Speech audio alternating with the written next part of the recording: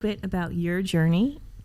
Absolutely. I think, as of right now, I am going through a sort of serial entrepreneurship craze, but my journey really started as a maker. I think when I was super young, I was about 7 when I watched like a Hindi movie on robots, and I was like, and it was a funny movie, right? So there was this guy that built a robot, and then the robot later decided to kill him because he fell in love with the engineer's girlfriend or something. And the 7-year-old me was like, oh, I want a robot now.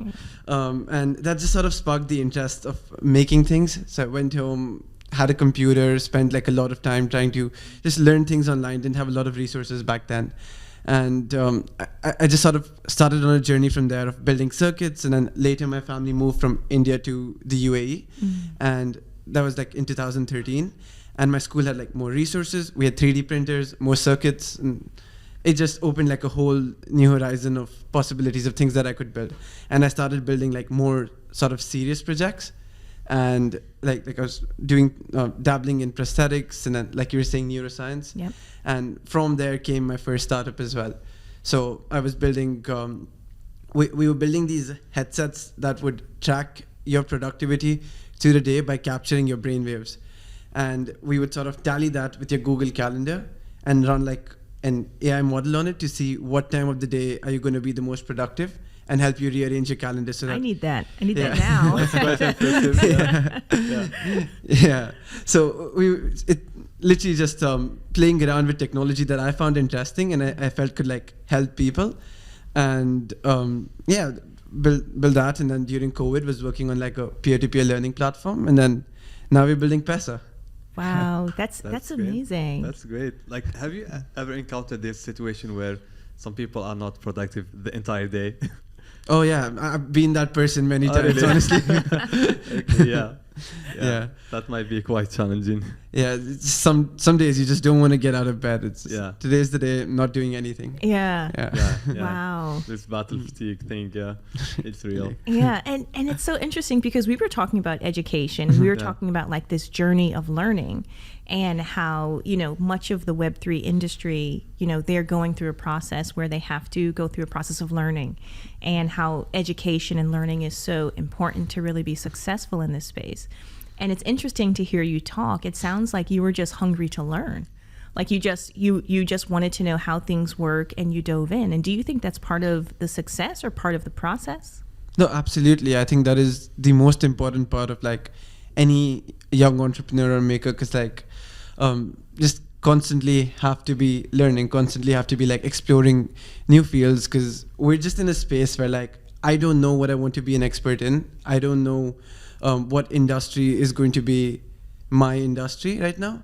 So I'm just in a space where my only responsibility should be being able to dabble in as many different industries as I can, but with the focus of learning as much as I can in that space. So, and that's also why I really like Web3, because I almost feel like because this field is relatively so new, everybody, irrespective of whether they're like teenagers or they're age, super old, everyone's learning in this space. Like, but it's mainly teenagers. That's true. I think in this space, I think a lot of people are young. Yeah. Wow. That's and it's funny because I think about my journey in Web3, my own journey in Web3 with ByteBow, and particularly the marketing side. So I started off thinking, I'm going to go the traditional way. I'm going to do like Instagram and Facebook and do posts and and then I'm like, okay, nobody's liking this stuff. Nobody's, and they say, oh, you have to do it for a while. It's been quite saturated, It's so saturated. Yeah. But then I got into this space of, I think I was following a guy on TikTok, and he talks about authenticity. And he talks about, it doesn't matter, this is basically what his message is that everyone's saying niche down to be very specific. But if you look at my TikTok journey, I'm all over the place. Right. And people are like, wait, what are you doing? But I think it's part of that journey of learning, right? Like, I don't have to just come on and talk about Web3 and legal stuff, because if I did, I would be bored.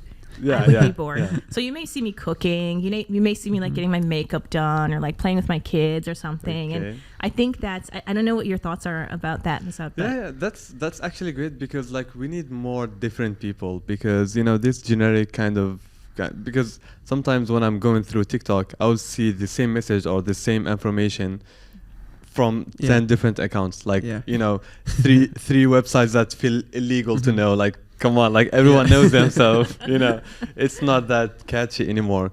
So people want to relate more to people. You know, they say that people don't trust brands, but people trust people.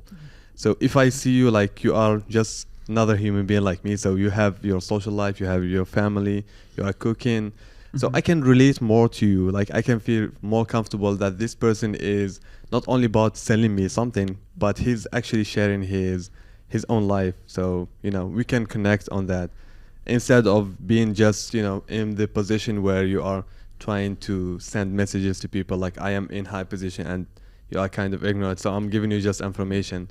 So just sit down and take notes. Take notes, right? Yeah, that's it. I really don't like that type of Yeah, marketing. yeah. Yeah. Actually, nobody actually like it because it's outdated.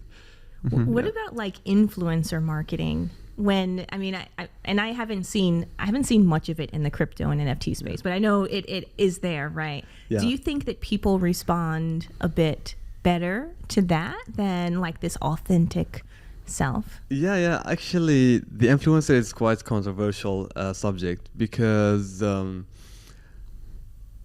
you know, because there is a huge ignorance in the space. You know, most people, they don't understand actually about the crypto and Web3. And even these influencers, they are paid to do the marketing. Most of them, they are not really fully aware about the entire thing. So they will just do the promotion for the sake of the promotion. And for this specific thing, most of these influencers have been misusing that. And some, let's say, corrupted projects been misusing the influencer impact on their follower. So we have seen lots of scandals where, you know, influencer is not really familiar with the project, and the project has ill intention.